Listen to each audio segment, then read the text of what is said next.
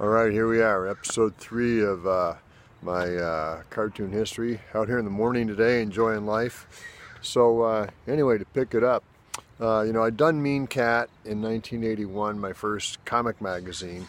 Actually, I'd done in 1980, March 1980, I did a 100-page collection of my college strip aluminum foil called Ben, Bet, and Gerald. But that was a reprint. I kind of consider the start of my quote-unquote professional comic book career being Mean Cat in 1981. Anyway, so from there, going forward, I noticed when you're printing comic books, pamphlets, we've called them these days, the cover is expensive. You're printing the guts of the thing on newsprint or cheap paper, cheapish, but the color cover is going to cost. I mean, that's what most of the book is, where the expense is incurred.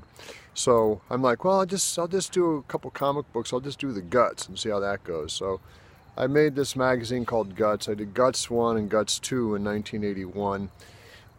Actually 81 and early 82 was Guts number 2. And they were cool little comic books, kind of developmental work, to be honest. I was working out doing comic magazines after doing comic strips for 4 years in college. A daily strip I was used to. I kind of had to learn the form of the comic book. Well, I also noticed it's really hard to sell newspaper pamphlets with no color cover.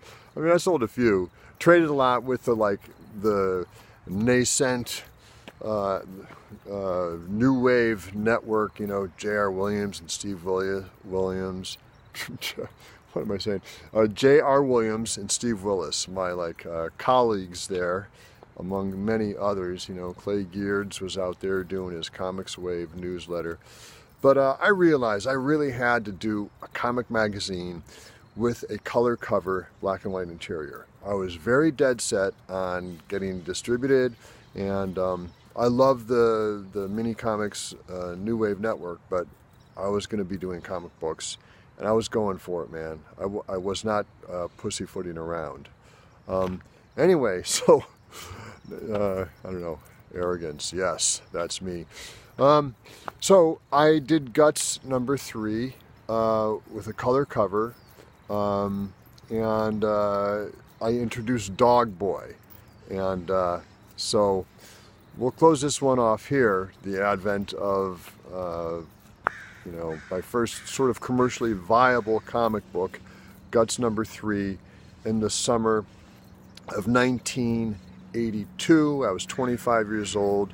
I kind of got my legs under me, sold it to Capital City Distribution, and sold it to Ron Turner at Last Gasp. So we'll pick up in episode 4 with more on that breakthrough comic book for me. Here we are in the morning, just walking today. I'm only running every other day now.